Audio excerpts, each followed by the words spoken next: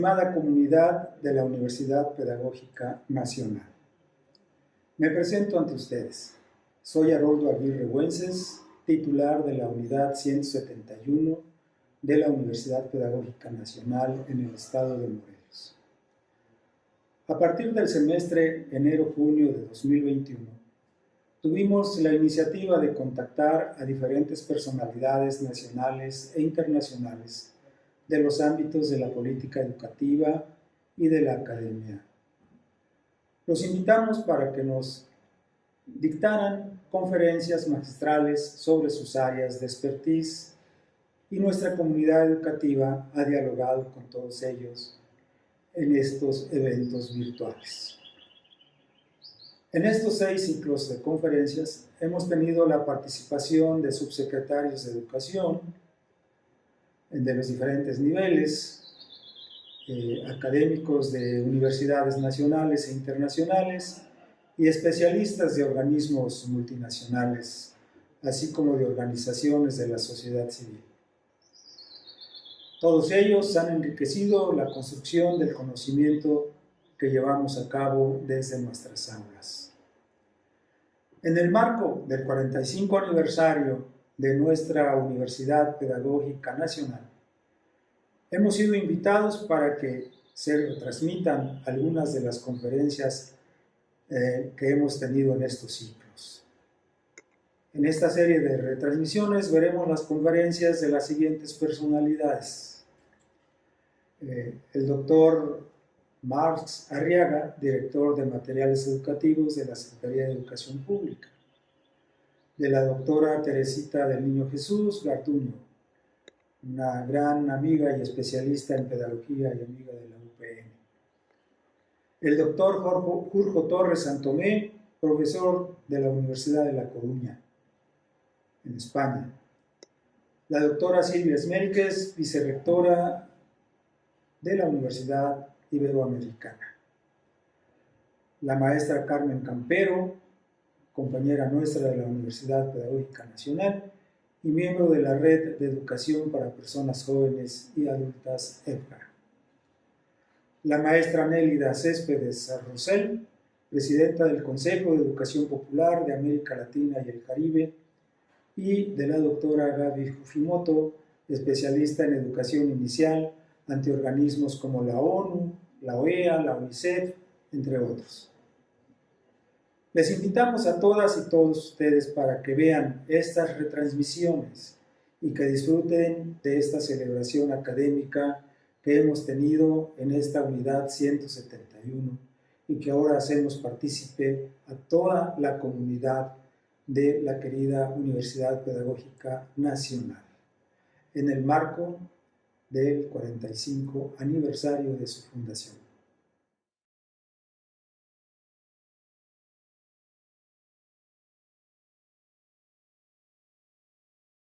Llevaremos a cabo la presentación de la semblanza del doctor Jorge Torres Santomé a cargo del doctor Anselmo Torres Arizmendi, coordinador de vinculación de la Universidad Pedagógica Nacional Morelos. Adelante, doctor. El doctor Jorge Torres Santomé es catedrático de la Universidad de Didáctica y Organización Escolar en la Universidad de La Coruña. Antes fue profesor en las universidades de Salamanca y de Santiago de Compostela, así como profesor visitante de la Universidad de Wisconsin en Madison, en el Departamento de Estudios de Currículum, Instrucción y Políticas Educativas. Además, a menudo dicta cursos y seminarios en numerosas universidades nacionales, europeas y latinoamericanas. Sus líneas de investigación principales son análisis sociopolíticos del currículum, políticas educativas, currículum integrado, currículum antidiscriminación, multiculturalismo, formación y formación del profesorado. Entre sus publicaciones cabe destacar el currículum oculto, educación infantil, globalización e interdisciplinariedad, el currículum integrado, educación en tiempos de neoliberalismo, entre otros. Colabora habitualmente en revistas especializadas. De varias revistas especializadas. En la actualidad es director del Departamento de Pedagogía y Didáctica de la Universidad de La Coruña. Muchas gracias. Muchas gracias, doctor Anselmo Torres Arizmendi. Agradecemos su excelente participación. Y bueno, iniciamos la conferencia Justicia Educativa y Curricular versus Capitalismo Cognitivo, la necesidad de repolitizar la educación. Bueno, ante todo, muchísimas gracias por la generosidad de las presentaciones, que como siempre son un poco exageradas, ¿no? Ya debe ser la tónica eso. Pero bueno, les agradezco la invitación que me hacen y si puedo ayudar y con mi trabajo en algo a la mejora un poco de esta sociedad, pues eso siempre fue el motivo y el motor de mi trabajo y sigue siendo, ¿no? La temática que esta vez quiero desarrollar con ustedes es una temática muy amplia. Es prácticamente la temática que yo creo que llegamos debatiendo desde el principio de los tiempos, ¿no? Como así diciendo.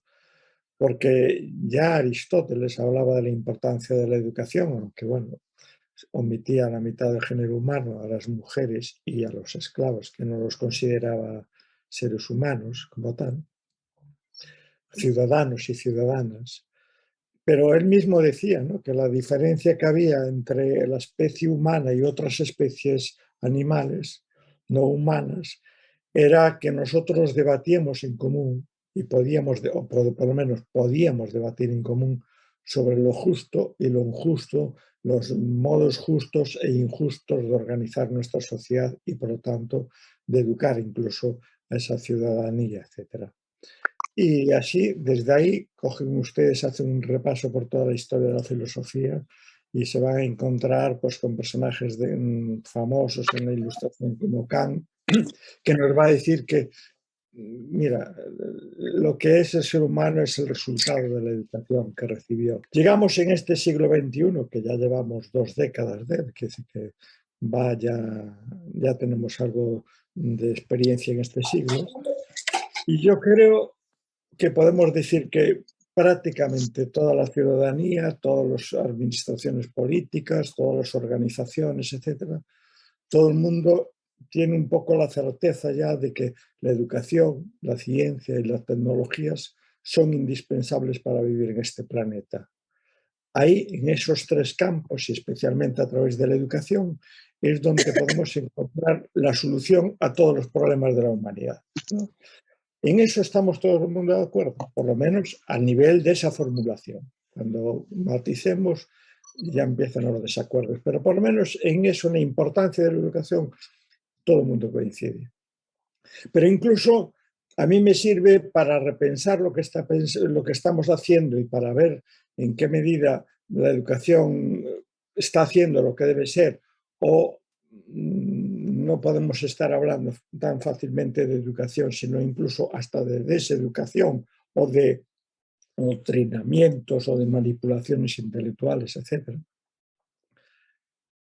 Sí, yo creo que pensar esas cosas, a mí lo que me ayuda a repensar eso es que ustedes piensen, nunca en la historia de la humanidad tuvimos a tantas personas que pasaron por el sistema educativo, que completaron sus etapas de educación obligatoria.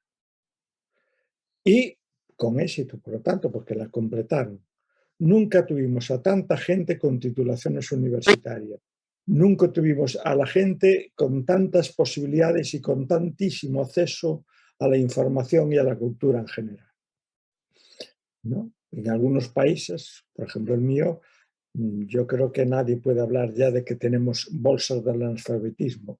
Ya no están detectadas, ¿no? Por lo menos todos vemos que esos niveles elementales se van cubriendo, etcétera, y que vamos ascendiendo, cada vez hay más personas con más años de escolarización, con mejor formación, etcétera, etcétera. Nunca en la historia, en las instituciones de formación de cualquier tipo, desde educación infantil hasta universidad, tuvimos a un profesorado tan bien formado como el que tenemos hoy en la actualidad. Es decir, tenemos un sistema educativo que tiene el mejor profesorado que nunca tuvo la historia. Nunca en la historia se dedicó tanto dinero al sistema educativo y a la educación. Incluso dentro de la educación, pues en lo que llevamos de siglo, desde las últimas décadas del siglo XX y lo que llevamos del siglo XXI, yo creo que nunca tanto se pronunció y tanto se declaró que estábamos trabajando con pedagogías críticas, con pedagogías liberadoras, empoderadoras, con metodologías didácticas muy innovadoras, muy activas, que teníamos mucha variedad de recursos didácticos, que nos preocupaba muchísimo la creatividad y, por supuesto, que estamos continuamente haciendo innovaciones.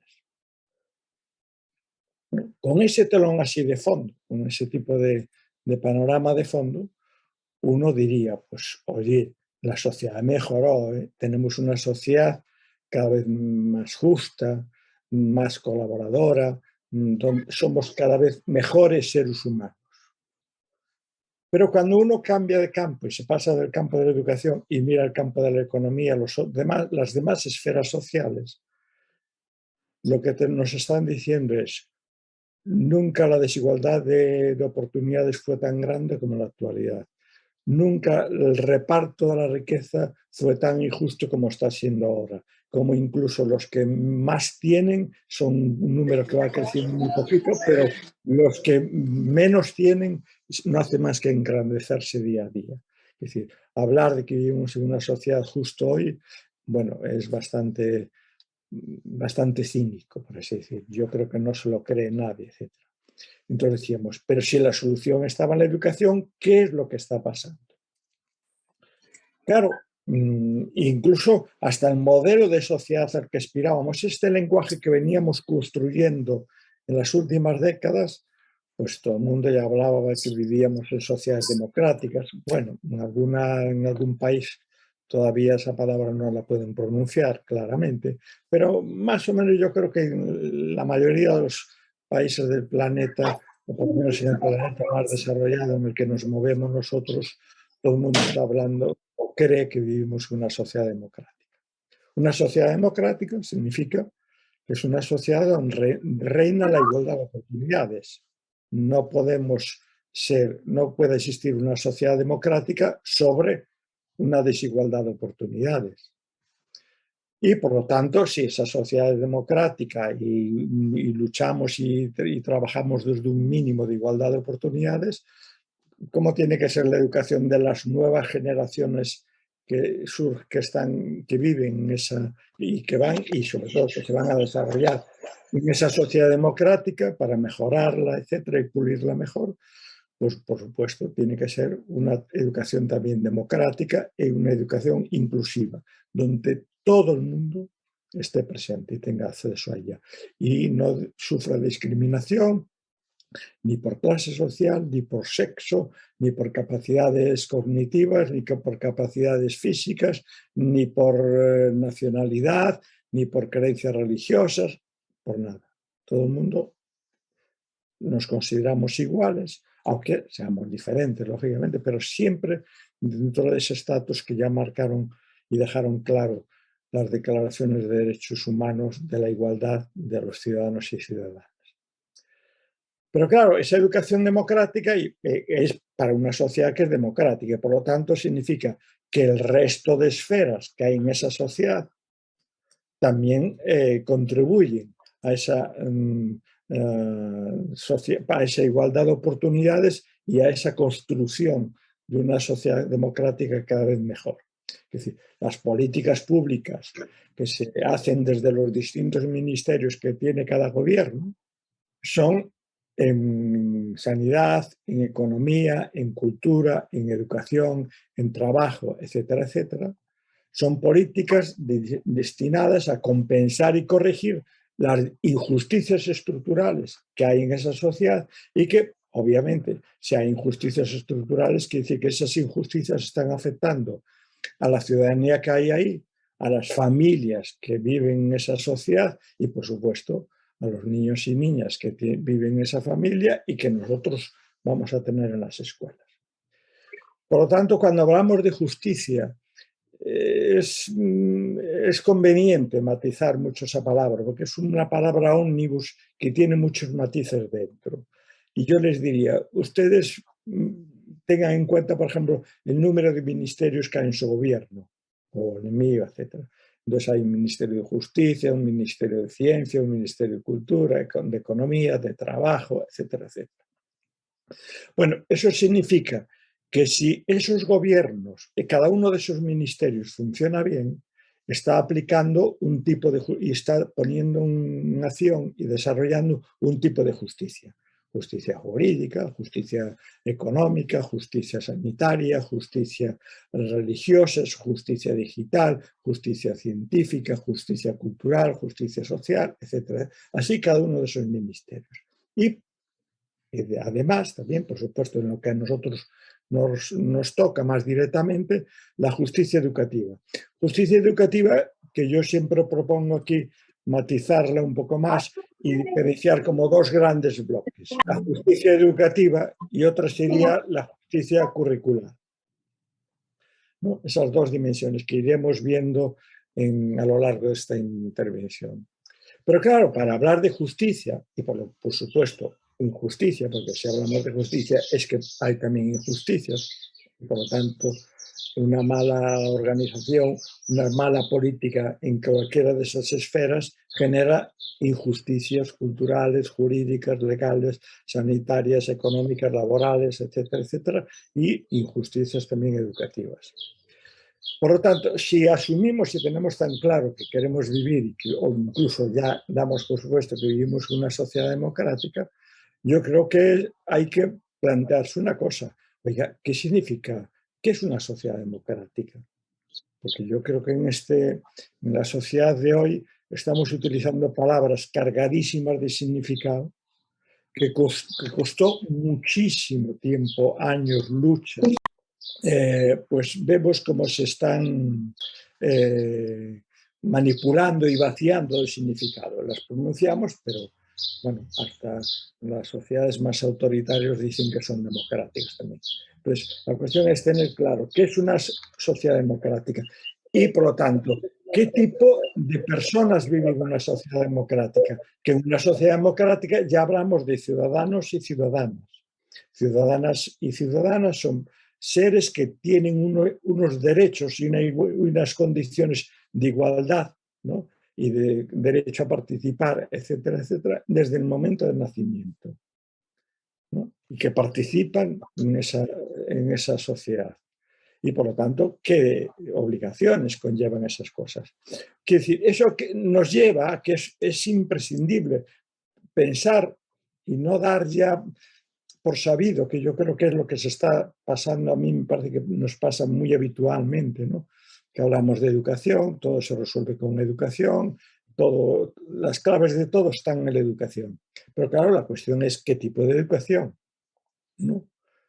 Porque si vivimos en una sociedad democrática, no nacimos siendo democráticos, aunque nacemos siendo ciudadanos y ciudadanos por derecho.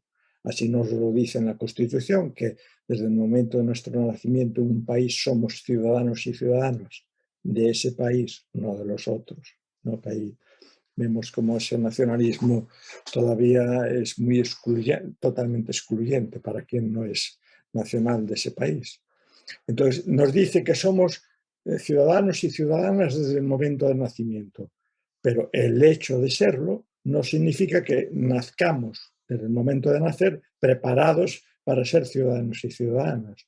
Precisamente por eso creamos los sistemas educativos y los hacemos cada vez más obligatorios desde el primer año de vida, ¿no? Ya decimos que la educación infantil en cada una de las etapas empieza desde los 0 años y, dependiendo de los países, hasta los 16 o 18 años. La etapa es obligatoria, ¿no? Por así decir. ¿Y por qué es importante empezar pronto la educación? Porque significa ayudarnos a ser ciudadanos y ciudadanas. Ciudadanos y ciudadanas de una sociedad democrática en la que somos todos iguales, significa que tenemos que aprender a vivir juntos. Y por lo tanto, aquí ya se nos va a plantear un problema importantísimo. Si tenemos que aprender a vivir juntos, ¿qué tipos de escuela vamos a tener? ¿Vamos a ir todos a un mismo modelo de escuela o va a haber diferentes tipos de escuela? Es decir, Si queremos una auténtica sociedad democrática para aprender a vivir juntas, las escuelas tienen que ser públicas todas. Una escuela privada, una institución educativa privada es una institución que atienda a determinados colectivos en función de las características que quiera poner quien creó esa escuela privada, o por clase social, o selecciona el alumnado por sexo, niños, niñas, en diferentes escuelas, o por diferentes niveles de capacidades, escuelas para los súper inteligentes, escuelas para los que tienen algún tipo de discapacidad, escuelas para los de rendimiento medio, etcétera, porque eso, cuando nosotros miramos toda esa tupida red de escuelas privadas y concertadas, vemos que allí están un determinado tipo de estudiantes, de un determinado tipo de familias, ¿no? Con lo cual ya se dificulta el aprender a vivir juntos. Y lo que es más importante es aprender a vivir juntos exige construir un nosotros. Es decir, somos todos iguales. Y para construir ese nosotros, como ya nos recordaba Aristóteles muchos siglos antes, significa que estamos continuamente debatiendo cuestiones de justicia e injusticia. ¿En qué modo lo que estamos haciendo, los modos de organizarnos, de relacionarnos, de colaborar unos con otros, etcétera, son justos o son injustos? Claro, el problema es que cualquiera que hoy entre en un sistema educativo y repensemos nuestro propio paso por el sistema educativo, que somos el ejemplo del tipo de educación que recibimos, vemos que lo que aprendemos en las instituciones escolares es a construir un determinado nosotros y a construir otra categoría, los otros, que son los inferiores, los subalternos, los que no consideramos que son iguales a nosotros y a los que vamos a culpabilizar de todo, ¿no? Porque la función por la que todo el mundo valora tanto el sistema educativo y todo el mundo quiere intervenir sobre el sistema educativo, luego ya veremos unos con más éxito y otros con menos, es porque ahí se construye el sentido común, un determinado sentido común. Y el sentido común es lo que nuestros automatismos nos llevan continuamente a decir, hombre, es que esto es lógico, esto es natural, esto es obvio, esto es cierto, esto es legítimo. Incluso diciendo, no, esto es apolítico, ¿eh? Pero si construimos ese sentido común que enseguida recurre a lo que es pensable, lógico, natural, cierto, obvio, legítimo, político, etc., también construimos sus opuestos. Y de repente, sobre muchas situaciones e informaciones y tratos, decimos, hombre, eso es interesado, eso es tendencioso, eso es imposible, bueno, eso es impensable, eso es amenazante, eso es peligroso, etc.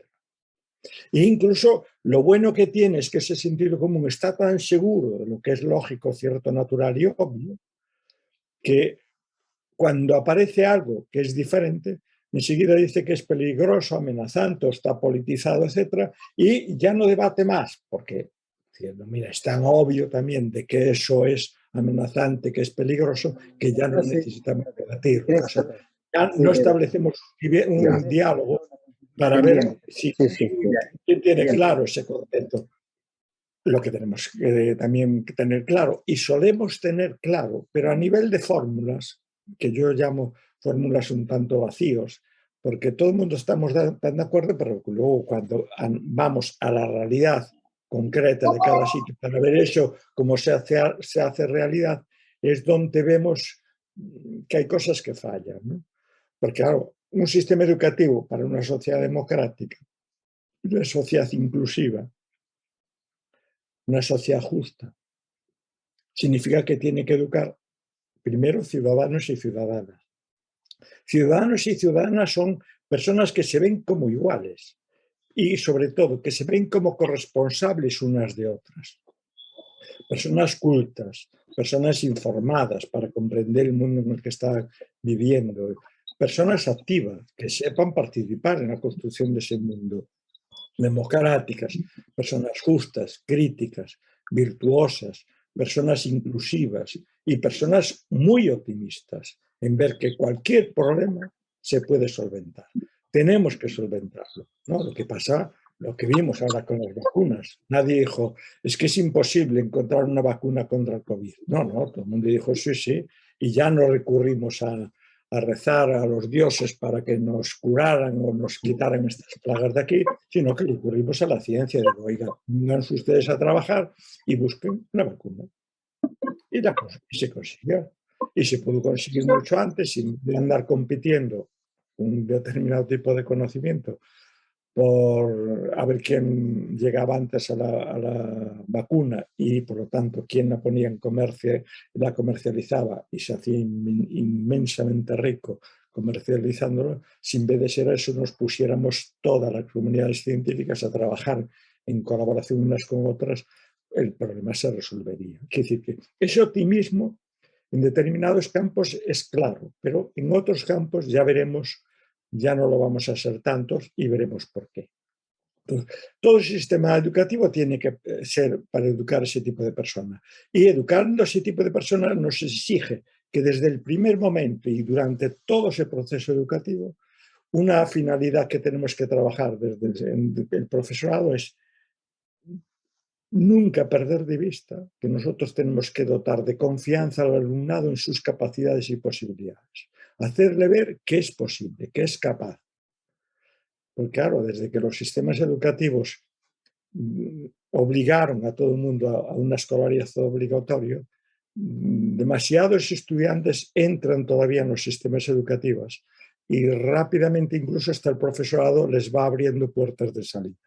Les va haciendo ver, hombre, que ellos no tienen capacidades, que no se tienen posibilidades, etcétera, etcétera, ¿no? Les quita la confianza en sí mismo, ¿no? Muchos estudiantes, el alumno fracasado lo primero que aprende es o va asumiendo es que él no es capaz, que él es una especie de personaje que tiene algún tipo de degradación, esperemos que crea que es genética, por lo menos que no nos eche la culpa, y que por lo tanto no puede, no tiene por qué continuar en ese sistema educativo y que está destinado a fracasar. ¿Por qué es importante la educación? Porque la educación es la que nos va a proporcionar todas las herramientas, por lo menos una mínima, básica, pero muy básica y muy fundamental e imprescindible caja de herramientas culturales. Es decir, es con esas herramientas culturales son las que tienen que ser suficientes para ayudarnos a dotarnos de explicaciones y para tomar decisiones de cómo es el mundo en el que estamos viviendo, para buscar explicaciones y tomar decisiones que nos ayuden a resolver y enfrentar todos los problemas que nos encontramos en nuestra vida cotidiana. Son las herramientas culturales con las que decidimos, comprendemos, valoramos y participamos en el modelo de sociedad que vivimos y por el que luchamos, que deseamos. Son las herramientas con las que entendemos cómo es el mundo o nos tienen que ayudar a entender cómo es el mundo, qué tipo de ciudadanía somos cada uno de nosotros, qué modelo de convivencia estamos construyendo, qué tipos de desarrollos tecnológicos, económicos, culturales, sociales, etcétera, estamos contribuyendo a promover y a los que les estamos dando el consentimiento, porque de lo contrario, cuando la ciudadanía no otorga ese consentimiento a esos modelos tecnológicos, económicos, culturales y sociales, protesta. Y las protestas hacen que las cosas vayan mudando, ¿no? La educación es un espacio en el que el alumnado sale, cuando entra en una institución escolar, ese estudiante sale en un ambiente muy familiar, muy cómodo, que ya conoce, en el que se mueve muy bien, y entra a una zona diferente, a otro espacio diferente, que ya no es tan confortable al principio, porque es el espacio que se va a encontrar con otros chicos y chicas que ya no son de su familia y que tienen características y peculiaridades que son diferentes a él, pero que tiene que aprender a conocer, a interesarse por ellos, a reconocerse y sobre todo a tratar como personas iguales. a tratarnos como iguales, a colaborar con esas personas que ya son diferentes de nosotros. Ahí es donde vamos construyendo ya el primer eslabón de lo que es la ciudadanía. Es ese vivir juntos, personas que ya no somos de la misma familia, que somos diferentes y tenemos tradiciones diferentes, etcétera, etcétera. Por lo tanto, esa educación es incluso con la que el profesorado nos va a ayudar a cuestionarnos la realidad que tenemos ahí adelante y sobre todo a cuestionarnos intencionadamente, es decir, eso el profesorado tenemos que ser consciente que eso lo tenemos que forzar, hacerle ver que la realidad podemos intervenir sobre ella y que lo que hay es fruto de una tradición y una vez que la conocemos y vemos que no funciona, si funciona pues fenomenal, es reproducirla, es buscar alternativas que cortocircuiten el desarrollo de ese modelo de sociedad que hay ahí, de esa manipulación incluso intelectual, ética, social y comportamental a la que muchas veces, o por no decir, estamos siendo sometidos, etcétera, ¿no? Es el mundo donde tenemos que ayudar a comprender y a enfrentar las desigualdades e injusticias, porque la educación está hablando de la sociedad en la que estamos viviendo. Estamos analizando cómo es ese mundo continuamente y preparándonos para vivir ese mundo. Por lo tanto, lo que ya decía Aristóteles, reflexionando siempre y continuamente sobre lo que es justo y lo que es injusto. Y por lo tanto, analizar qué es lo que ayuda a ver esas realidades, qué es lo que incluso nos está impidiendo ver determinadas realidades que están ahí, que nos están enseñando destrezas y competencias que son fundamentales para participar en esa sociedad.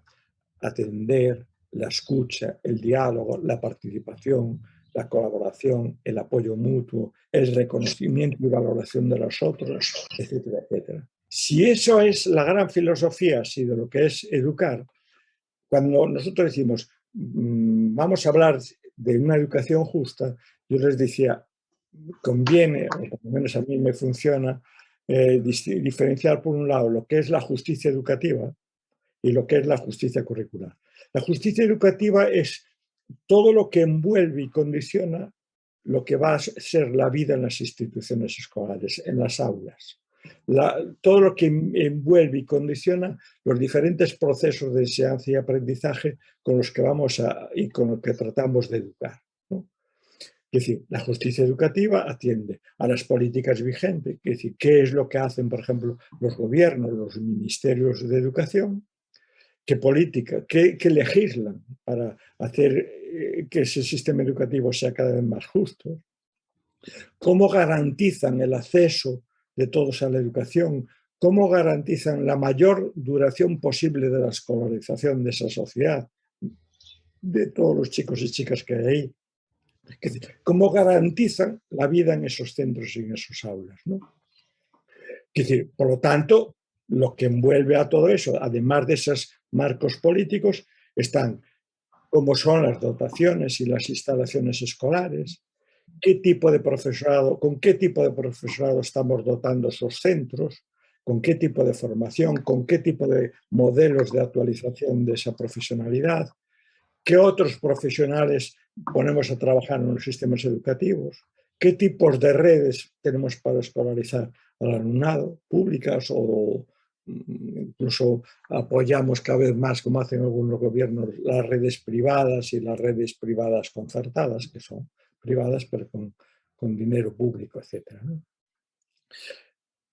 La justicia curricular, por otro lado, ya obvia, o sea, teniendo en cuenta ese ambiente que construye esa justicia educativa, ¿no? Ese currículum, esas dotaciones, instalaciones, los recursos con los que se dotan a los centros, etcétera, etcétera, se va a centrar más en lo que es el currículum. Es decir, lo que vamos a hacer cada uno de los profesores y profesoras en las aulas con nuestros estudiantes. Por un lado, se va a centrar en el currículum legislado, que dice que eso entra dentro de las políticas educativas. Hay un currículum que normalmente imponen los gobiernos, que unas veces son más o menos mínimos, o otras veces son lo que yo llamo los currículos de justicia, ¿no? Que le dicen al profesorado todo lo que tiene que hacer y cómo tiene que hacer, ¿no? Como digo, eso es un currículum de la sospecha, de pensar que el profesorado es inútil y por lo tanto tú le tienes que decir todo lo que tiene que hacer en las aulas. Entonces, es sobre ese currículum que está legislado, ver realmente cuál es el que diseñamos, que es decir, ya lo que vamos a hacer con él en las aulas, o sea, el que vamos a diseñar para nuestras aulas, el que vamos a poner en acción y, lo que es también muy importante, el que vamos a evaluar e investigar, porque aunque decimos que hacemos muchas cosas, o sea, que aplicamos ese currículum que tiene tantísimos aspectos, en realidad cuando uno luego ve qué es lo que evaluamos, ese alumnado te lo dice muy bien. Dice, esto entra en el examen, esto no entra en el examen. Ellos van y ellas tienen muy claro que nosotros le vamos a prestar atención a ciertas cosas y las otras cosas no les vamos a prestar atención. Aunque digamos que son muy importantes, etcétera, pero dicen, no, mira, esto nunca te lo van a evaluar, nunca va a entrar para examen, por lo tanto, si no entra para examen, es que es menos importante. E incluso aquello sobre lo que investigamos el profesorado, sobre el currículum con el que estamos trabajando dentro de nuestras aulas, ¿no? Entonces, la justicia curricular es ver si todo ese currículum que estamos desarrollando, planificando, poniendo en acción, es, entre otras cosas, respetuoso, por un lado, y atiende sobre todo a las necesidades y a las urgencias que tienen todos los colectivos sociales que hay en esa sociedad, y mucho más las urgencias y necesidades que tienen las comunidades en las que está ubicada nuestra institución escolar. Es decir, si ese currículum nos ayuda a vernos unos a otros, a analizarnos, a comprendernos, a juzgarnos, sabiendo y siempre teniendo como base que debemos ser personas éticas, solidarias, colaborativas, corresponsables, etcétera, unos de otros, y que estamos comprometidos en la construcción de un modelo de sociedad, de un mundo mucho más humano, más justo, inclusivo, democrático y sustentable. Es decir, lo que va a hacer es analizar bien cómo ese diseño curricular concreto que estamos planificando y que vamos a estar y que implementamos día a día en nuestras aulas, es justo. Es decir, hay determinados colectivos de estudiantes que no se sienten reconocidos, que ven que ellos no existen, y eso piensen en cada uno de ustedes. Si cuando ustedes estudiaban, los libros y las tareas con las que estaban trabajando en las aulas hablaban de su mundo o hablaban de otro. Porque yo imagino que habrá cantidad de estudiantes que ven que su mundo no existe y otros ven que su mundo es defectuoso, por así decir, siendo muy delicado en el lenguaje. Es decir, la justicia curricular nos obliga a hacer un seguimiento de los objetivos, de los contenidos, de los valores, de las competencias y procedimientos que decimos que vamos a trabajar y luego cuáles realmente trabajamos, con qué tipos de tareas estamos desarrollando eso, ¿no? Si esas tareas atienden a la diversidad de ese alumnado que hay en toda aula o que debe haber en toda aula. ¿Qué tipos de recursos didácticos ponemos a disposición de ese alumnado? Si esos recursos didácticos son justos, están bien hechos, son realistas, son serios, etcétera, o hablan de realidades manipuladas, etcétera. ¿Qué roles le asignamos a ese alumnado? ¿Cuál va a ser nuestro rol como profesores y profesoras para que ese alumnado aprenda a responsabilizarse, aprenda a investigar, aprenda a conocer también por sí mismo? ¿Cómo organizamos los espacios, los tiempos, los modos de evaluación, etcétera? A eso va a atender la justicia curricular. Claro, todo eso lo decimos para una sociedad democrática. Pero hoy uno dice, ¿cómo es la sociedad democrática española, mexicana, colombiana, del país que sea? Pues yo creo que el que más y el que menos dice, hombre, es una sociedad democrática, bueno, vaciada. Es decir, pronunciamos la palabra, pero sin profundizar en lo que significa la palabra democrática, porque yo creo que estamos cada vez más lejos, nos estamos alejando cada vez más de esa democracia, etc. Pero más bien, lo que vamos a decir, no, ¿en qué estamos de acuerdo? Hombre, porque nuestra sociedad es neoliberal, es patriarcal, es conservadora, es neocolonialista, etc.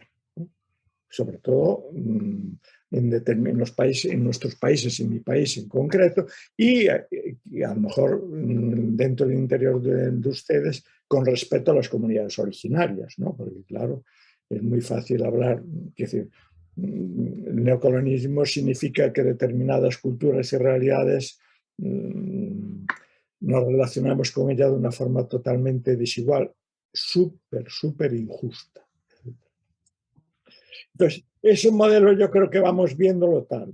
Y por lo tanto, como si ese modelo que estamos pronunciando todo el mundo y que decimos que es así, que vivimos en sociedades neoliberales, patriarcales, conservadoras, neocolonialistas, quiere decir que ahí ya la educación que están recibiendo esas personas están construyendo un tipo de ciudadanía. Ya no están construyendo un tipo de ciudadanía democrática, de ciudadanos y ciudadanas iguales en derechos, que se sienten corresponsables unas de otras, etc. Sino al revés, que la educación que ya está implementada y que afecta a las personas más adultas que hay en nuestras sociedades, o sea, nos afecta a nosotros y nosotras, quiere decir que ya nuestra propia personalidad, ese sentido común que fuimos construyendo a través de la educación, es un sentido común que también es coherente con ese modelo de sociedad. Es un sentido común neoliberal, patriarcal, conservador, integrista, católico y neocolonialista. Fundamental. Eso en su perspectiva general. Y en su perspectiva más matizada, pues si vamos mirando cada una de esas dimensiones, pues cuando hablamos de neoliberal y neocolonialista, etc., pues vemos que lo que estuvo haciendo ya es formando un tipo de ciudadanía muy especial, un tipo de personas, no ya de ciudadanía, porque la ciudadanía son personas que se sienten corresponsables unos de otros, sino que ahora formamos personas, no ciudadanos y ciudadanas, preocupadas cada uno de sí mismos. Como diría Foucault, o como dijo ya Foucault, formamos empresarios y empresarias de sí mismos, que todo lo que hacen y todo lo que buscan en educación es invertir en sí mismas. Es decir, es lo que vemos claramente. Cualquier estudiante hoy, por lo menos aquí, y imagino que en su país igual, si ustedes organizan un ciclo de conferencias, un curso de algo, los estudiantes van a decir, diciendo, ¿vais a dar algún diploma, algún título? Porque aquí, en España, como tú no des un título, un certificado por asistir a algún acto, te puedes encontrar prácticamente solo, con los organizadores y alguna persona por ahí rara, y nada más. Ahora, si dicen, no, y damos un certificado que equivale a tal, bomba, ahí entra todo el mundo. Y entonces, claro, porque son personas que cuando acaben esa escolarización y les pidan su currículum, van a presentar una colección de papeles y de certificados increíbles.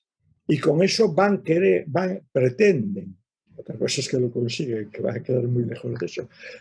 A partir de ahí pretenden que tienen derecho a un cierto salario, un determinado tipo de puestos de trabajo, etcétera, etcétera, un determinado tipo de poder en esa sociedad.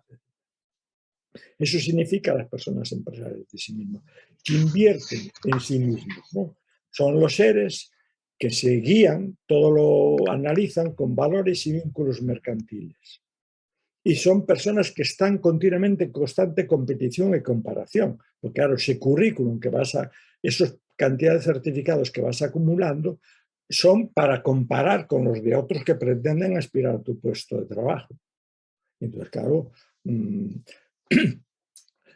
por eso hablamos de personas, porque hablar de ciudadanos y ciudadanas significa ayudarnos entre sí.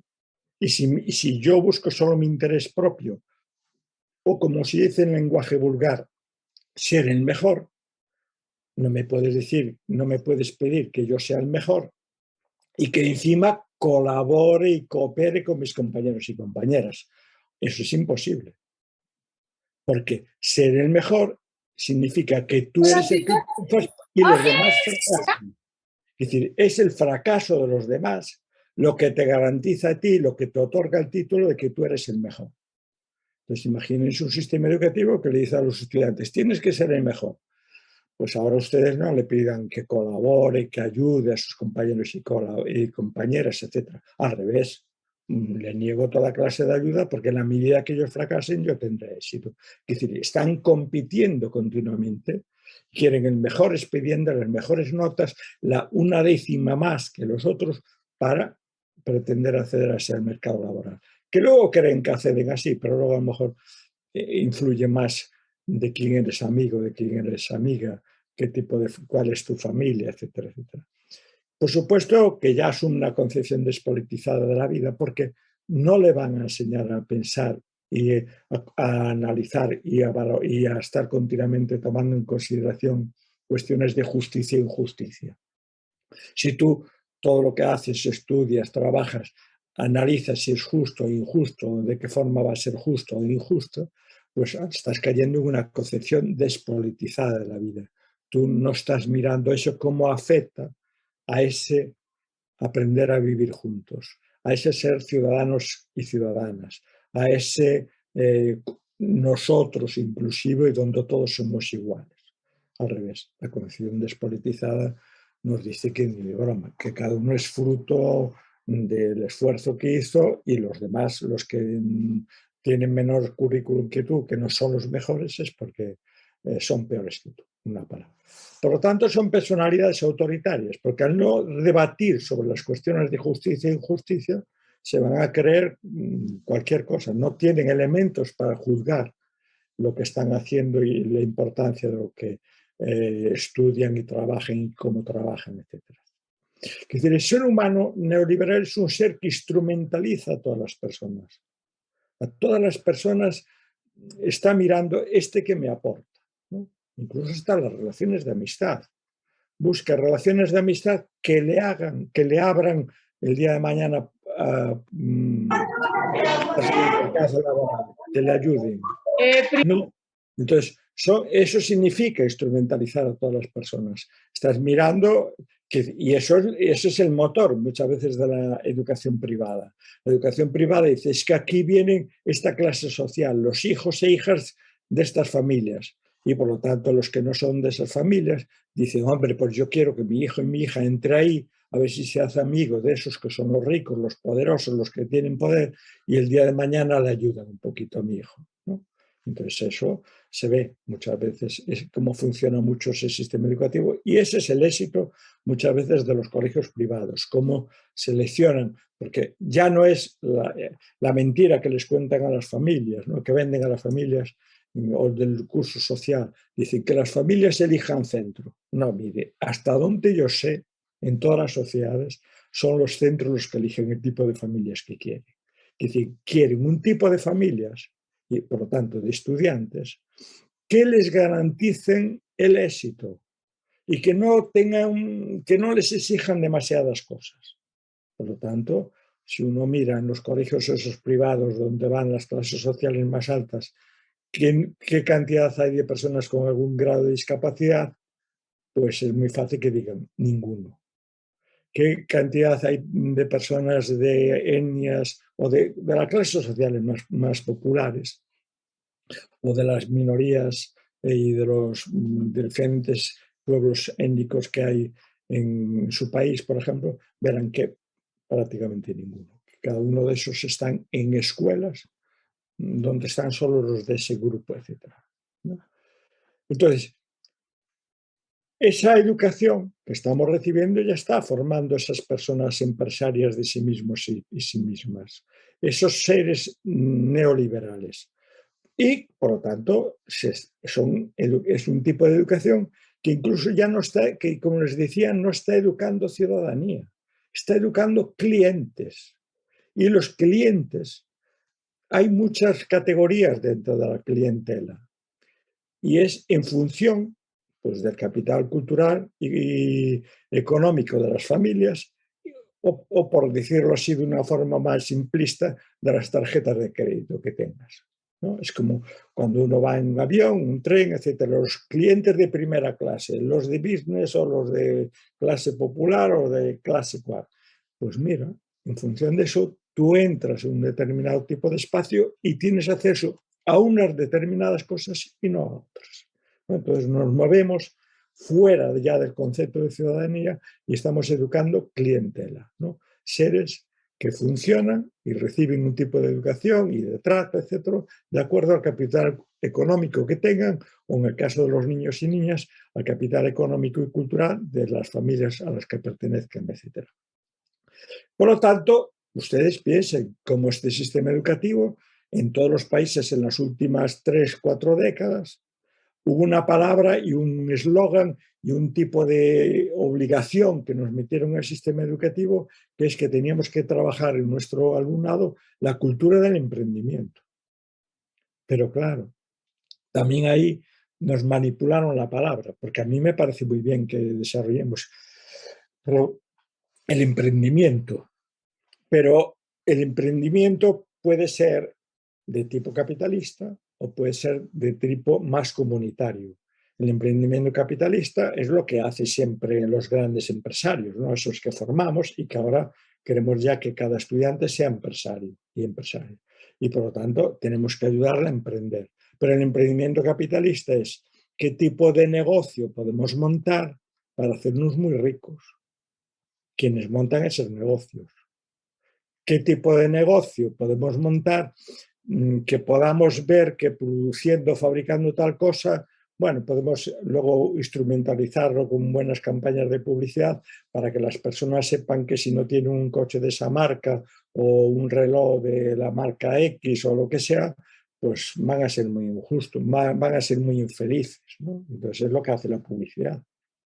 Y es generarnos necesidades que nos obliguen a gastar nuestro dinero y a trabajar antes, por supuesto, de determinada forma para ganar ese dinero, para poder comprar eso.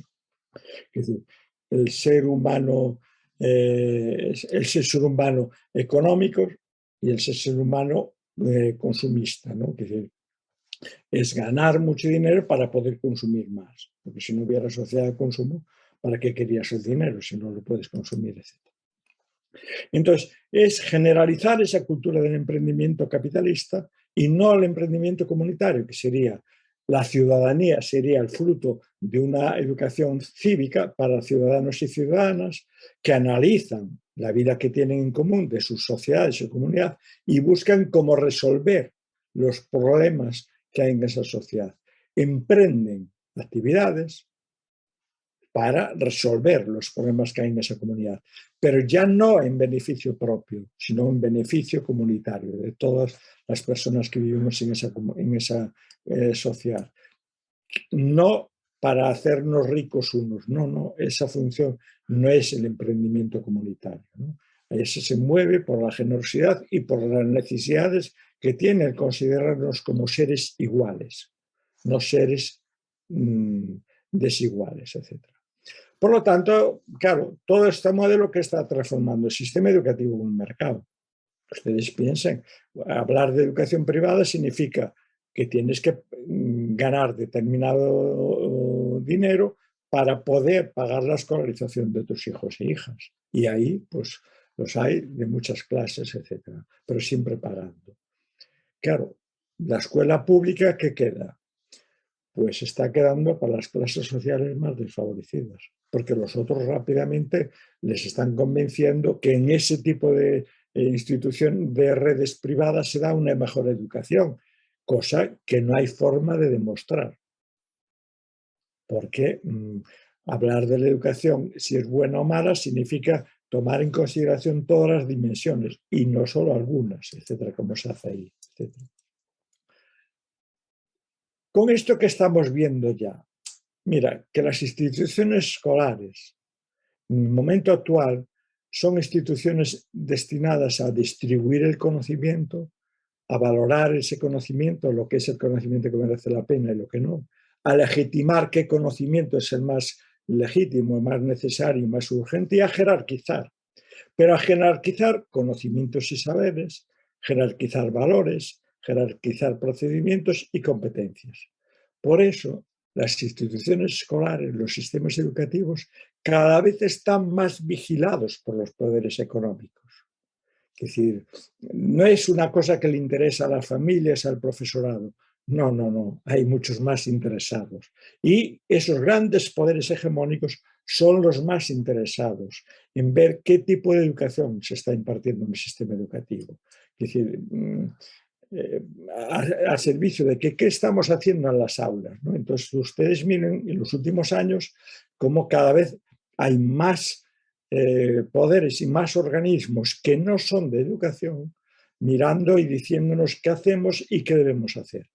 Porque saben que si controlan los contenidos culturales que hay, que se van a trabajar en esa institución escolar, estás controlando o condicionando los problemas y las respuestas que va a dar a esas personas a las situaciones en las que se encuentren en su vida cotidiana, en su vida personal, en su vida profesional.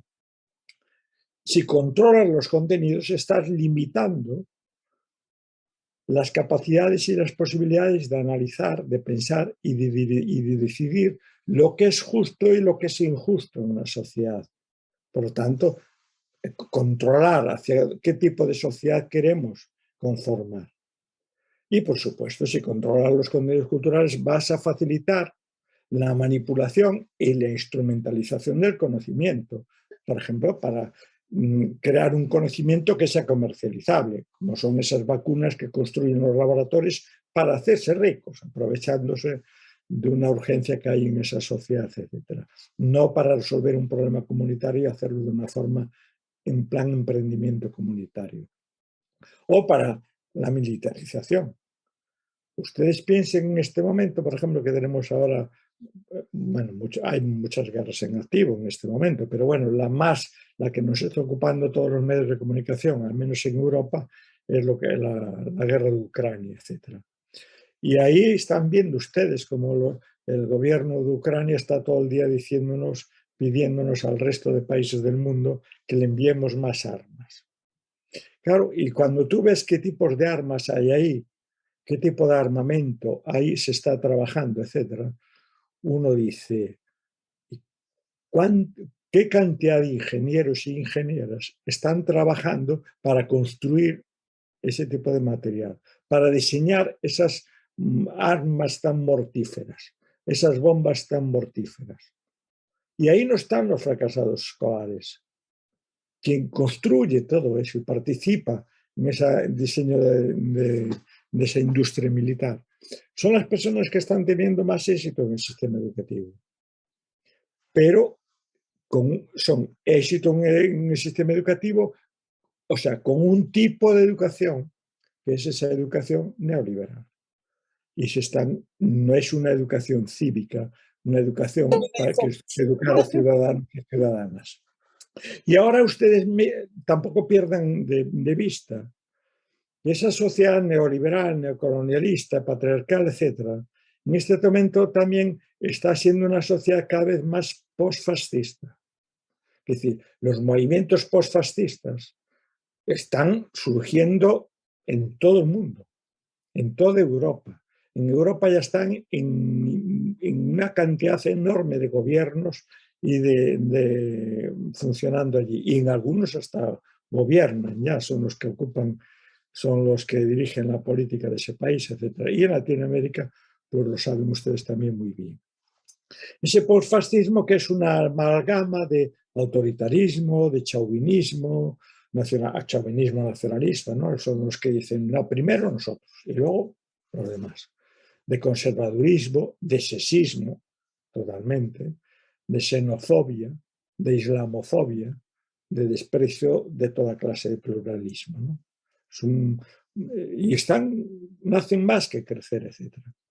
Entonces yo les decía, todos esos organismos, todos los grandes poderes hegemónicos que hay en la sociedad están vigilando el sistema educativo.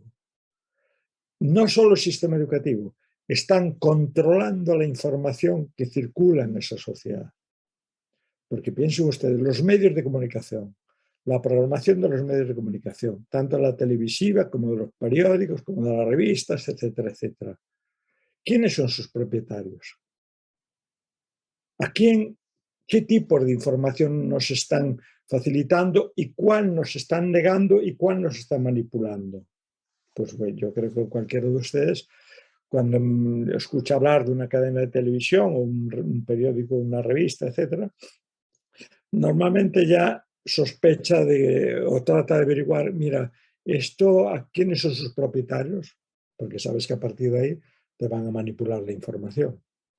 Las editoriales y revistas científicas pasa lo mismo, están cada vez más controlados por esos grandes poderes y son los que dicen qué libros se pueden publicar, cuáles vamos a promocionar,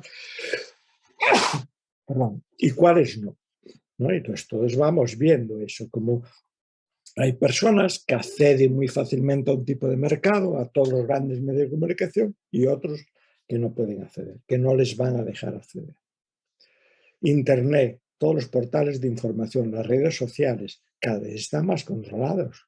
Ustedes piensen que cada vez que le tocamos a un medio de estos digital, les damos permiso a ciertas personas para que utilicen nuestros datos. Se están enterando esos grandes propietarios de qué tipo de cosas nos interesan y a partir de ahí nos van a seleccionar la información que vamos a recibir a través, cada vez que entremos en Internet o en nuestro teléfono móvil o en las redes sociales, que verás que tienes cantidad de personas que estás siguiendo, pero que no accedes, que nunca las ves, y otros que continuamente hagan lo que hagan, van a aparecerte allí presentes, etc. Y todo esto que se hace para controlar esa información, incluso ya para controlar el sistema educativo, se van a apoyar, van a surgir esas grandes instituciones internacionales, de carácter internacional, incluso nacionales, de carácter economicista, que son instituciones que solo les preocupa la economía, pero que como les interesa la economía y les interesa el tipo de ciudadanos y ciudadanas para que funcione ese modelo económico y productivo, van a tratar de controlar la educación. Entonces, surgen en apoyo de toda esta vigilancia del sistema educativo, pero al servicio interesado de los grandes poderes, ¿no? Neoliberales, financieros, etc., van a surgir toda una red de instituciones que encima se presentan como neutrales, como generosas, como objetivos, que les preocupa la educación, porque creen que así lo hacen como si considerando como que eso es el bien común y que esa educación es para la mejora de esa sociedad y la mejora de esa ciudadanía. Te dicen o los convencen de eso. Y ahí está la OCDE. Es decir, si yo ahora les digo, no sé, no conozco bien la situación de su país, pero en mi país a mí me dicen, ¿nos puedes hacer o nos puedes dar un diagnóstico de qué está pasando con la educación en ciencias sociales, en educación en el mundo de las artes, la educación en todo el campo de las humanidades, en el sistema educativo español? Yo te diría, no tengo ni idea. No hay ni un solo estudio que analice y que evalúe qué está pasando, qué estamos haciendo en las escuelas en esas áreas. Pero en cambio, eso sí, te dicen, dónde está, qué es lo que estamos haciendo en matemáticas, en ciencia, en tecnologías, ingenierías, etc. Te dicen, sí, PISA. Más PISA inmediatamente nos va a comparar unos países con otros, y de esa forma nos compara solo en función de esas áreas de conocimiento y nos va a forzar cada vez más a obsesionarnos más con esas áreas de conocimiento porque encima nos lo hacen de una forma comparativa, nos están comparando situaciones que son totalmente desiguales de unos países a otros e incluso dentro de un mismo país, etc. El FMI, el Banco Mundial, el Foro de Davos, ahora el G7, el G20, etc., todos dedican espacio al sistema educativo. Todos están analizando qué es lo que está pasando en el sistema educativo. Y sobre esos análisis sesgados que hacen, es decir, de ciertos aspectos, lo que van a hacer es darnos recomendaciones, dárselas sobre todo a los gobiernos, que son los que leen todos esos informes que sacan prácticamente cada semana, todos esos organismos, recomendaciones que les dicen a los gobiernos qué tienen que hacer con el sistema educativo, cómo debe ser el sistema educativo, qué tipos de contenidos hay que trabajar prioritariamente en el sistema educativo. Y ahí están continuamente diciéndonos eso.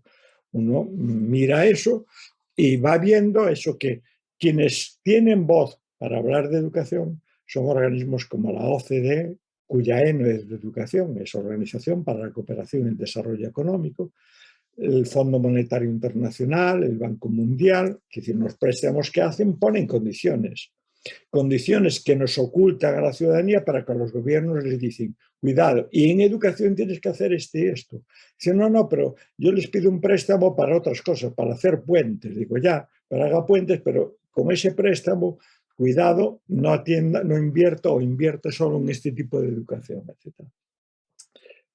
Todas las grandes fundaciones filantrocapitalistas, ¿no? Que si Bill Gates, que si tal, todos estos tan generosos preocupados por la educación. Digo, si son ustedes tan filantrópicos, pues en el caso de Bill Gates, oiga, ponga todo su software abierto y libre y de acceso libre. No nos cobre por cada vez que quiere utilizar sus propios sistemas informáticos, etc. Todo ese tipo de cuestiones. Pero ustedes en su país, espero que ahí sea así, en el mío prácticamente no. ¿Qué es lo que opina el profesorado sobre el sistema educativo y cómo debe ser el sistema educativo? Eso a nadie le interesa. El alumnado. Pero el alumnado es capaz de opinar sobre el sistema educativo, dirán algunos cínicos. Digo, hombre, entre otras cosas, porque son los que lo viven día a día, o sea que conocen mucho de ese sistema educativo. A nadie le interesa. Las familias, los sindicatos, por favor, esos son ya los más cuestionados. Hay un tipo de sesgos enormes que hay. Porque la cuestión es controlar el contenido. Y si controlas ese contenido, haces que esos contenidos trabajen al servicio de ese sistema neoliberal. Por eso el sistema neoliberal exige un capitalismo cognitivo, un conocimiento capitalista. Es decir, un conocimiento y una formación y una educación que ayude a promover ese desarrollo capitalista, a no cuestionar ese desarrollo capitalista y neoliberal, ¿no? Por eso, yo no sé bien en su país, pero en mi país continuamente escucho hablar que los contenidos curriculares que se están trabajando y el tipo de investigación educativa que se está promoviendo es para satisfacer y solucionar las necesidades del mercado. Y el eslogan o el mantra es en necesidades del mercado está por activa y por pasiva. Digo, hombre, del mercado y de la sociedad no, de la ciudadanía. No, en la ciudadanía tiene necesidades. Y por lo tanto son contenidos curriculares para satisfacer eso y eso obliga también a convencer a la ciudadanía de que el conocimiento no tiene intereses políticos. Es un conocimiento neutral, objetivo, etc. Y por eso se pone de moda en estos tiempos el positivismo como un modelo de construir y de valorar ese conocimiento, el cientificismo, ¿no? Es decir, el positivismo da como lugar al cientificismo, ¿no? Que es decir, la ciencia aparece como desinteresada, sin condicionamientos, sin influencias sociales, sin sesgos, como si las concepciones filosóficas, epistemológicas, éticas y políticas de quienes investiguen no condicionara el tipo de ciencia que se construye. Porque la ciencia está construida por seres humanos, no por dioses. Y los seres humanos somos falibles, interesados, tenemos sesgos, tenemos prejuicios, tenemos ignorancias que afectan al conocimiento que construimos. Y por lo tanto, pues ustedes oirán hablar muchas veces que el conocimiento con el que estamos trabajando es fruto de epistemicidios, ni injusticias epistemológicas, ni epistemologías del silencio, de imaginaciones determinadas, etc. Es decir, hay una especie de opresión epistémica con la que condicionamos el desarrollo del conocimiento de la ciencia. Es decir, piensen que esa opresión epistémica, esas injusticias y epistemicidios son los que construyen a personas desiguales, pueblos inferiores, colectivos inferiores, o sea, son los que obstaculizan las posibilidades de ver ese mundo de una forma más justa y más democrática, etc. Y, claro, eso inmediatamente valoramos tanto esa ciencia desinteresada, neutral, etcétera, que a continuación decimos, bueno, pues que no gobiernen políticos y políticas, sino que gobiernen los tecnócratas, esos especialistas, ¿no? Y eso ahora lo veíamos muy bien durante la pandemia esta, como había mucha gente que decía, no, son los médicos y médicas los que tienen que decir si tenemos que hacer este tipo de restricciones o no, si tenemos que cerrar o no tenemos que cerrar, si podemos viajar o no podemos viajar. Claro, una sociedad formada por ciudadanos y ciudadanas exige la política, que puede utilizar las ciencias y las técnicas que hay que están en ese momento desarrolladas, o promover otro tipo de ciencia que resuelva esas urgencias, porque la política va a tratar del entre las personas. Son seres humanos que nos consideramos iguales en derechos, que tenemos los mismos derechos, que somos iguales. Y por lo tanto tenemos que ver en qué medida esas dimensiones que podemos tomar en un campo generan injusticias en otro. Ustedes piensan lo que significó el confinamiento, que nos metieron en casas. Claro, es que quienes decidieron sobre ese confinamiento, primero se imaginaron que todo el mundo tenía una casa, y los que no tienen casa. Segundo, que esa casa tenía unos mínimos de comodidades, unos determinados tipos de espacios, unos determinados tipos de recursos, unos determinados tipos de dotaciones, etcétera, etcétera. Pero claro, lo que no tenía en cuenta es, por ejemplo, que en ese espacio, en esa vivienda, se puede estar dando violencia de género. Se pueden estar dando toda clase de injusticias que hay dentro. Y que esas personas, como están obligadas a vivir allí, que no van a poder salir, pues encima sufrirlas allí dentro, ¿no? O sea, ustedes piensen en la cantidad de familias y de modelos de familia que no se pensó. Y al revés, como el modelo que se puso era como un modelo de clase media. Tienes un piso con buenas vistas, con ventanas, con ventilaciones, con recursos adecuados, etcétera, etcétera. Entonces ahí tienen ese tecnocratismo, como se olvida de esas dimensiones de ciudadano y ciudadana. Y por lo tanto, inmediatamente como su sentido común solo le permite ver, analizar y tomar decisiones para esa clase media que es la que tiene en la cabeza, o las clases más altas, etc. Entonces, se omite, se evita hablar de ciudadanía y, por lo tanto, de política. Y a partir de ahí, ese conocimiento pues, se puede reinstrumentalizar en cierto sentido. Es un conocimiento totalmente disciplinar, la palabra interdisciplinar no deja de tener sentido. Y el conocimiento disciplinar es un conocimiento muy parcializado y que cuesta mucho vertebrar para comprender y darle sentido. Es decir, eso lo saben bien, sobre todo los estudiantes, cualquier estudiante, que se encuentra que un curso tiene 10 asignaturas o un número enorme de asignaturas y que la carrera asume todo eso, pues 30, 40 asignaturas cursó. Lo que así de esa forma enseñada, no trabajando de una forma disciplinar, lo que el estudiante va a acabar diciendo es que no sabe nada, que no sabe que no entiende nada de lo que está pasando. Porque nosotros le fuimos dando parcelitas de esas realidades, pero no le enseñamos a vertebrar esas parcelas. Es decir, ese conocimiento cobra sentido cuando lo trabajamos de una forma interdisciplinar, cuando vemos cómo las dimensiones éticas, científicas, etcétera, están continuamente cruzadas. Las matemáticas no existen en la realidad. Son una abstracción que hacemos de la realidad, pero que cobra sentido cuando la cruzamos y la mezclamos y la amalgamos con otro tipo de áreas de conocimiento, ¿no?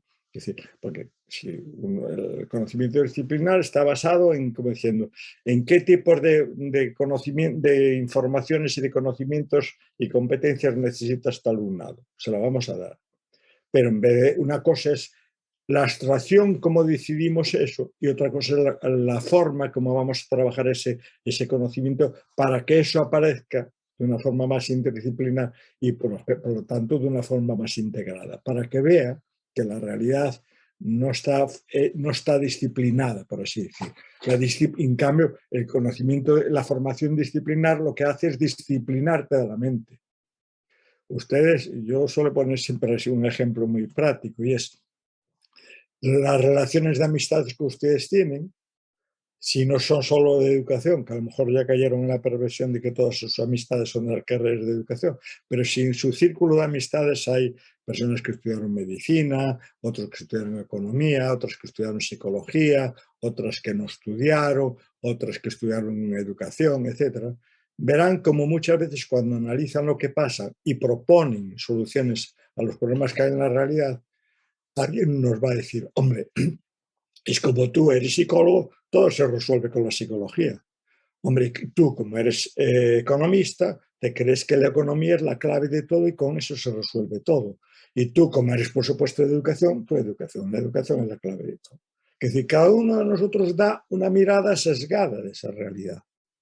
Y por lo tanto, le estamos diciendo quiénes no son de nuestro campo de conocimiento, que están errados, que nos deben hacer caso a nosotros, que los tecnócratas que debemos gobernar son los profesores y profesoras y no las otras áreas de conocimiento, la otra persona, etc.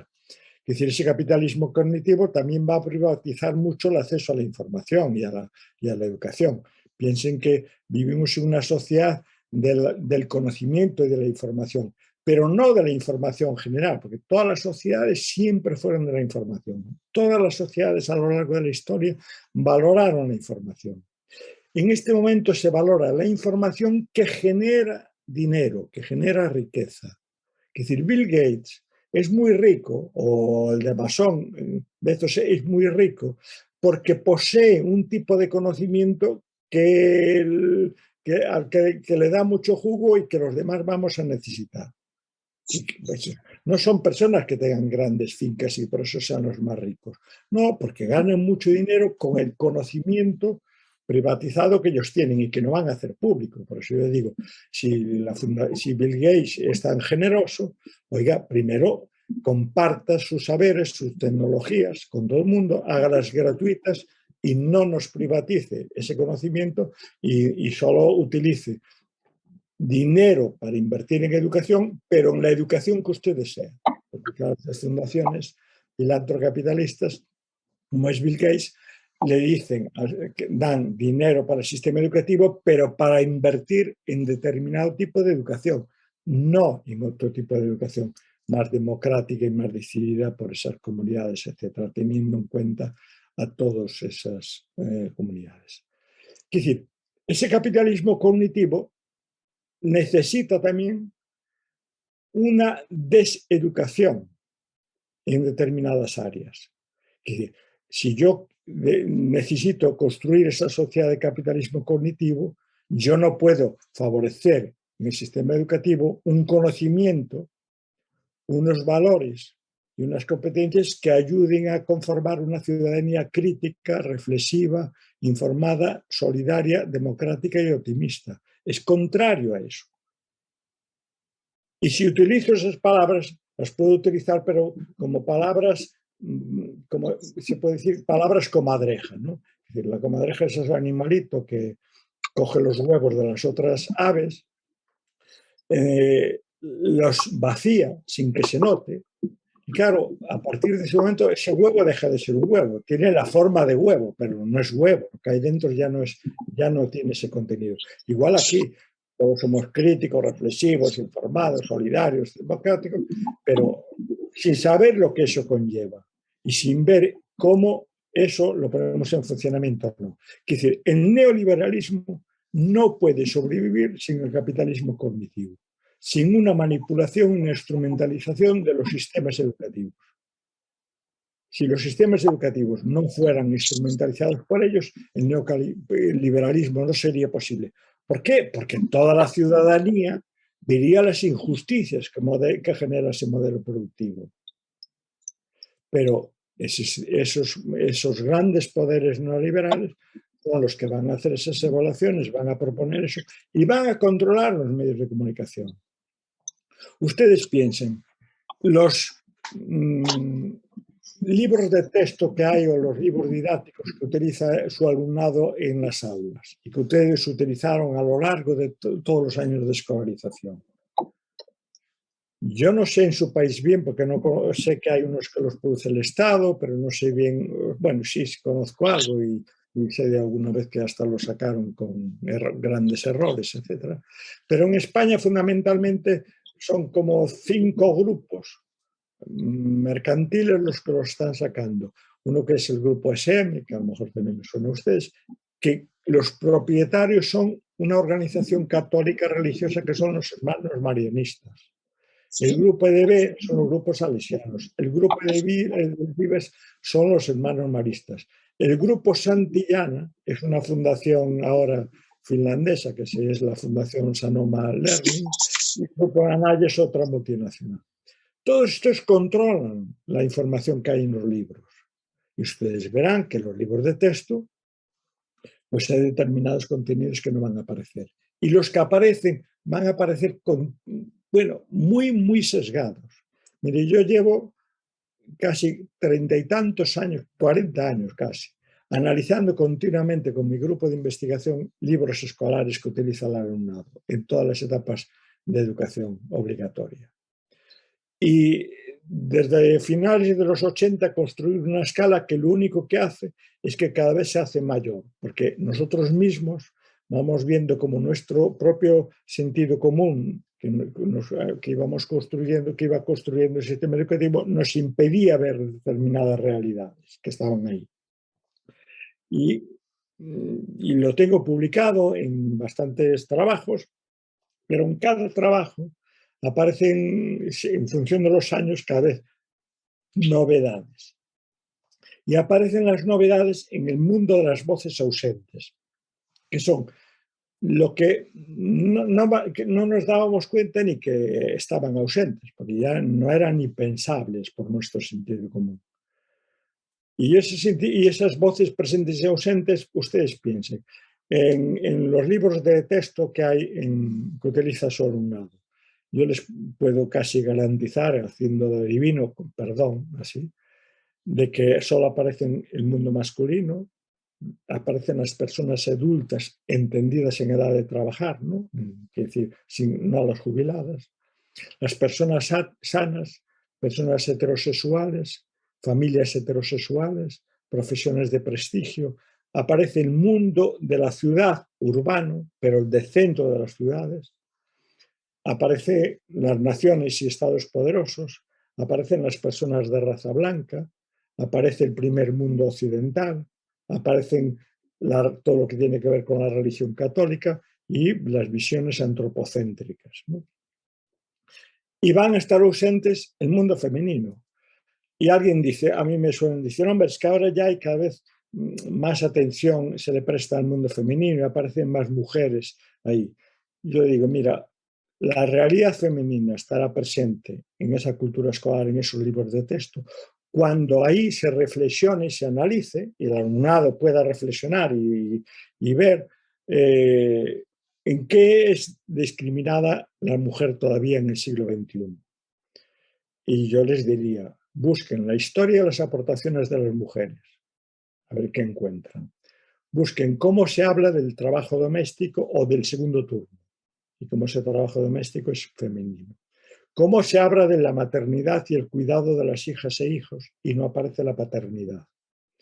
Cómo aparece el mundo de los cuidados solo a personas dependientes, pero aparece en manos de las mujeres. ¿Dónde se habla y cómo se habla de la violencia contra las mujeres?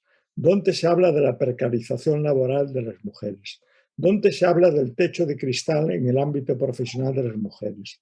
¿Dónde se habla y se reflexiona sobre la feminización de la pobreza? ¿Dónde se habla y se reflexiona sobre los derechos sexuales y reproductivos? ¿Dónde se trata el mundo de la prostitución? Verán que ese mundo no existe. Por eso yo digo que es una voz ausente. ¿Dónde se habla de la infancia, de la juventud y la tercera edad? No aparece. Cuando aparece, aparece allí un niño o una niña, pero no se sabe en qué sociedad vive, de qué cultura es, o de qué clase social es, o nada. No hay ninguna reflexión sobre ello. ¿Dónde aparecen las personas enfermas, las personas minusválidas físicas y psíquicas? ¿Dónde aparecen las personas y las familias gays, lesbianas, bisexuales, transexuales, intersexuales, etcétera? ¿Dónde se habla y se reflexiona sobre el mundo de las clases trabajadoras y el mundo de la pobreza? ¿Dónde se habla del mundo, de los vida en los barrios? Digo, porque se hablaba solo de las ciudades, se habla solo de las ciudades, pero no de los barrios de las ciudades, del mundo rural y del mundo marinero, ya olvídense. ¿Dónde se habla de las personas inmigrantes, de los sin papeles y refugiados políticos que viven en nuestras sociedades? ¿Dónde se habla de las etnias minoritarias o sin poder? ¿Dónde se habla de los países orientales, de los países africanos, de los países del tercer mundo? ¿Dónde se habla de otras religiones que no sean la católica? ¿Y dónde se habla del agnosticismo, del ateísmo, etcétera? ¿Dónde se habla del ecocentrismo? Claro, si esas son cuestiones que no nos están apareciendo en los libros de texto, en esas realidades, en ese mundo que le estamos presentando al alumnado día a día para que reflexione y aprenda esa ciudadanía, construya ese nosotros inclusivo, pues si eso no aparece, ya vemos claramente cómo se están construyendo mediante los silencios y manipulaciones informativas los otros claramente discriminador y que vamos a considerar como inferior, etcétera, etcétera. Pero todo esto, ¿por qué se está haciendo? ¿Cómo tiene tanto éxito? Porque esas grandes organizaciones que les decía, la OCDE, etcétera, el FMI, UNESCO, Fondo Monetario Internacional, etcétera, están diciendo que evalúen nuestros sistemas educativos. Y con esas evaluaciones que están construyendo el discurso de la crisis de la educación, tratan de convencer a toda la ciudadanía de que la educación funciona mal.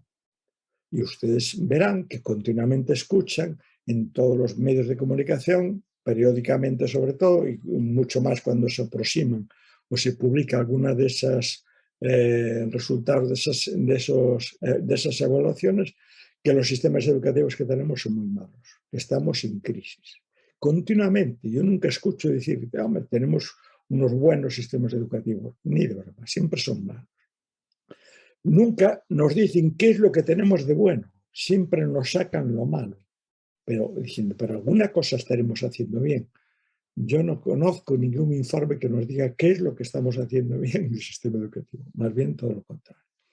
Pero es que si construimos esa crisis de la educación, si le hacemos ver a la sociedad que la educación funciona mal, es cuando podemos decir, bueno, pues se necesita intervenir desde el Estado sobre esos currículos, sobre lo que vamos a hacer en esa educación. Y para eso, claro, nos van a decir, mire, que las evaluaciones que hacemos de los sistemas educativos nos dicen que nuestros estudiantes en las pruebas internacionales, tanto TIMSS, que es la prueba de matemáticas y ciencias que se hace en primaria, como PIRLS, que es la que se hace sobre la comprensión lectora en primaria, como PISA, que se hace en secundaria, solo abarcan comprensión lectora, competencias matemáticas, competencias en ciencias experimentales y competencias en educación financiera. Y eso lo hace la OCDE. Pero es que en Latinoamérica, en su país, tienen ERCE, antes era TERCE, ¿no? Que es el que hace también la UNESCO. ¿Y qué sobre lo mismo? Sobre lectura y escritura, ahí añaden escritura, cosa que PISA no tiene, la escritura, matemáticas y ciencias naturales. Y yo no sé si tienen alguna prueba interna, porque nosotros tenemos reválidas internas nacionales que analizan las mismas materias, las mismas competencias. Pero nadie evalúa ni los contenidos con los que se están trabajando las competencias, porque claro, no se olviden, aquí se habla de competencias, no se habla de los contenidos. Y claro, nosotros tenemos, el Estado todavía nos legisla competencias y contenidos para trabajar esas competencias. Los contenidos nadie los está evaluando, ni el propio Estado español, ni creo que el mexicano, y en cambio le encargan a la UNESCO y a PISA y a la OCDE que lo hagan.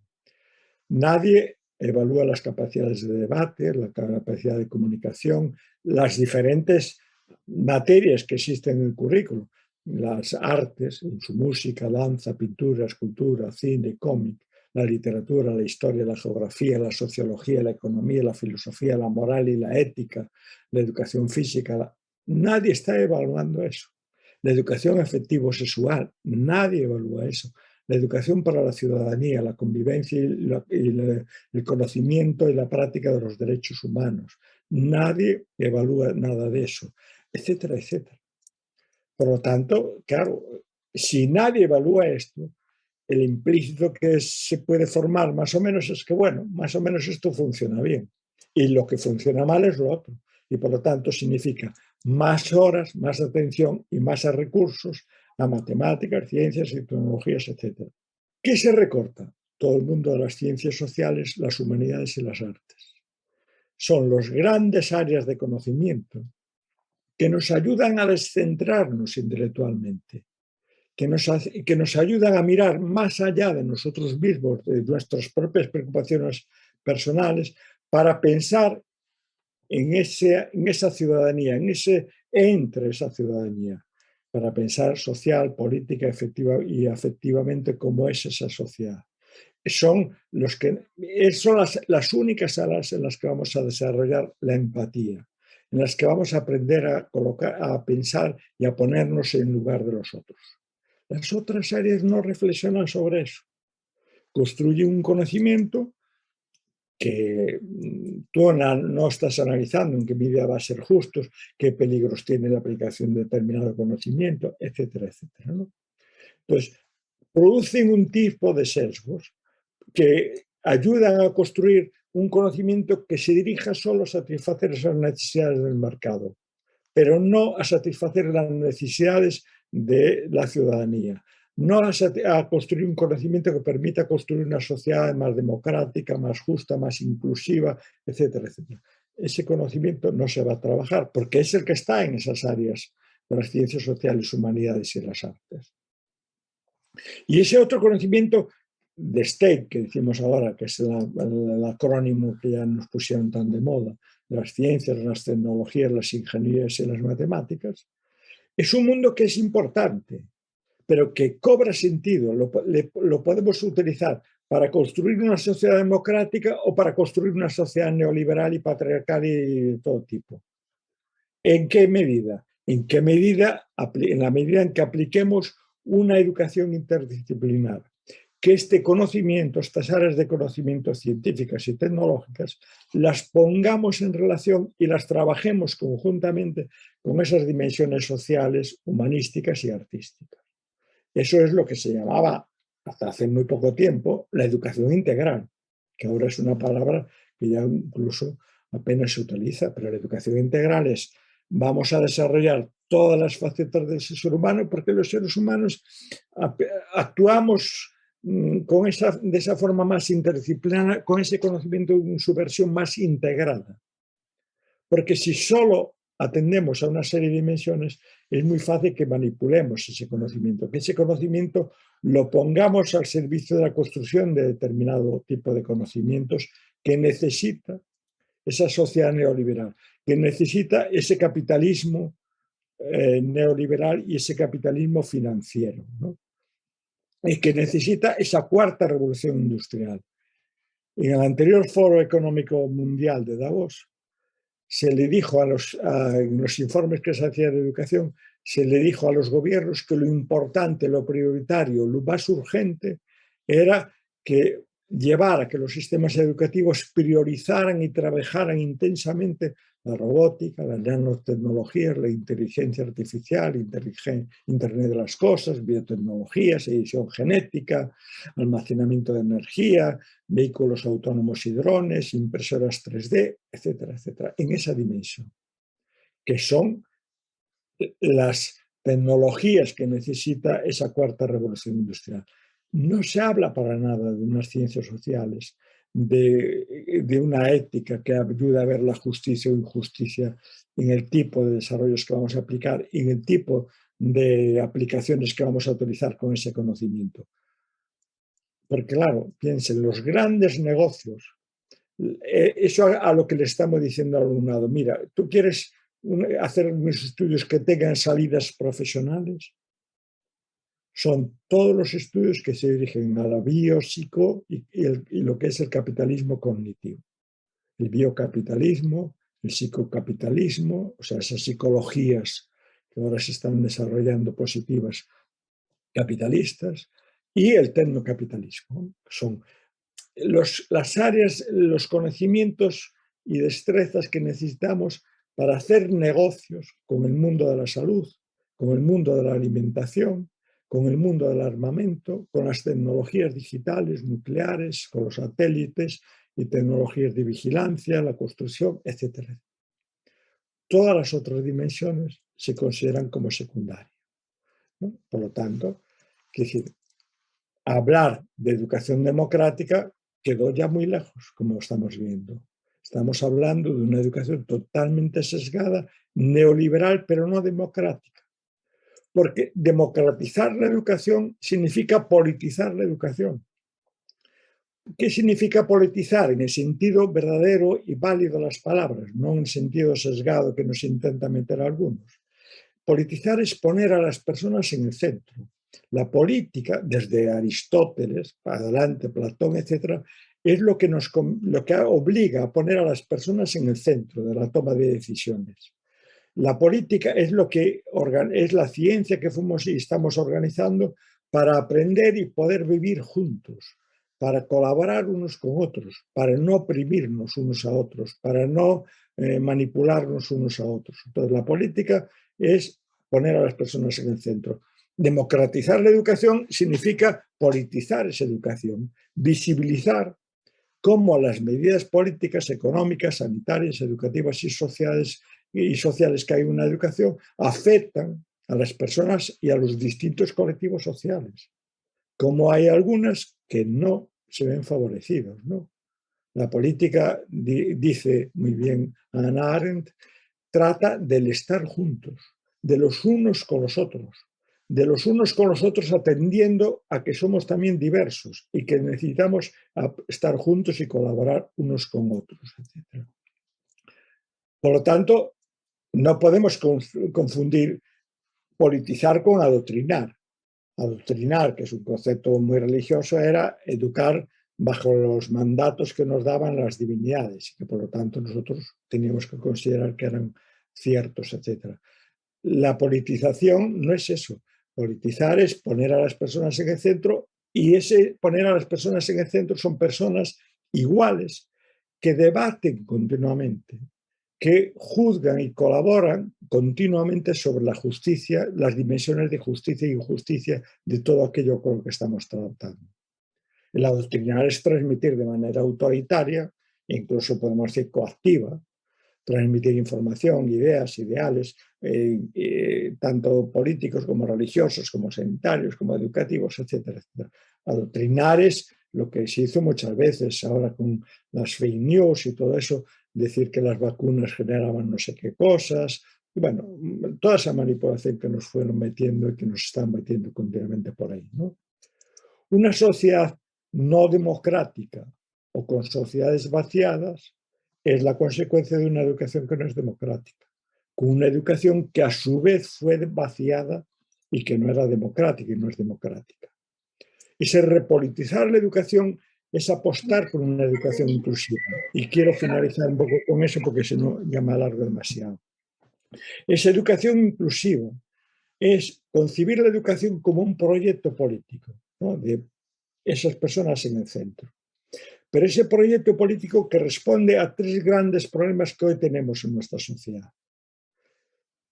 Una educación inclusiva tiene que ayudarnos a superar los problemas que significa los obstáculos que impiden que determinados colectivos de estudiantes, una vez que acceden al sistema educativo, en la medida que es obligatorio, permanezcan en él, convivan democráticamente con los otros estudiantes, trabajen democráticamente con los otros estudiantes y permanezcan en esas instituciones escolares y sean animados continuamente.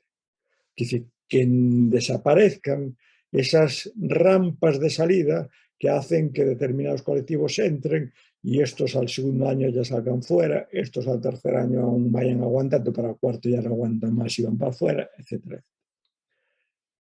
Es un proyecto político de educación inclusiva que responde a las necesidades, intereses y aspiraciones de todo el alumnado, donde todo el alumnado es reconocido, es visible, se ve a sí mismo, ve que en esa escuela se habla de personas como él, se habla de sus familias, se habla de los barrios en los que viven o de los pueblos en los que viven, las comunidades en las que viven y qué posibilidades tienen, qué injusticias están sufriendo, etc. Entonces, responde a las necesidades, intereses y aspiraciones de ese alumnado y les ayuda a participar democráticamente también dentro de esas aulas y en el centro escolar, para ejercitar esa democracia. El ejercicio de esa democracia lleva mucho tiempo. Educarnos en él para poder ejercer democráticamente. Y una tercera dimensión de la educación inclusiva, que es la clave de las otras dos. La educación inclusiva significa que todo el mundo que accede al sistema educativo, en sus etapas obligatorias, tiene éxito. Si fracasa, quiere decir que estuvimos trabajando con un sistema educativo que no es justo, una educación que no es justa y con un currículum, un trabajo, una justicia curricular que es injusta. De lo contrario, tiene que tener éxito. Es decir, el fracaso escolar significa un sistema educativo injusto y dentro de ese sistema educativo injusto, sobre todo ya un proyecto curricular, una escuela, lo que hacemos dentro de las aulas, injusta. De lo contrario, tiene que tener éxito. La educación tiene que ayudarnos, en esa educación inclusiva y democrática, a mirarnos unos a otros, a desmontar los prejuicios mutuos, a erradicar discriminaciones.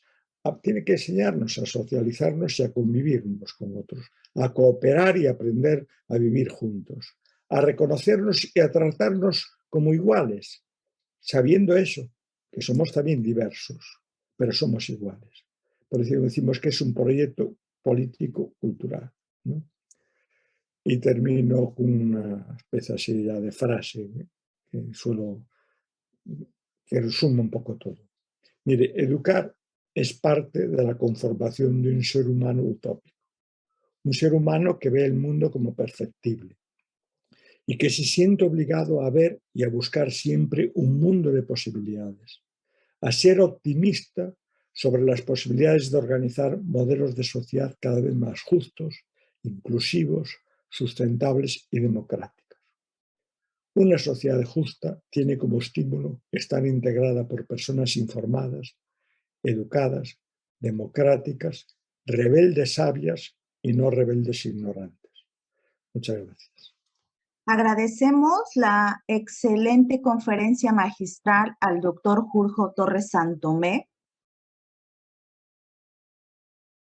Educar para transformar.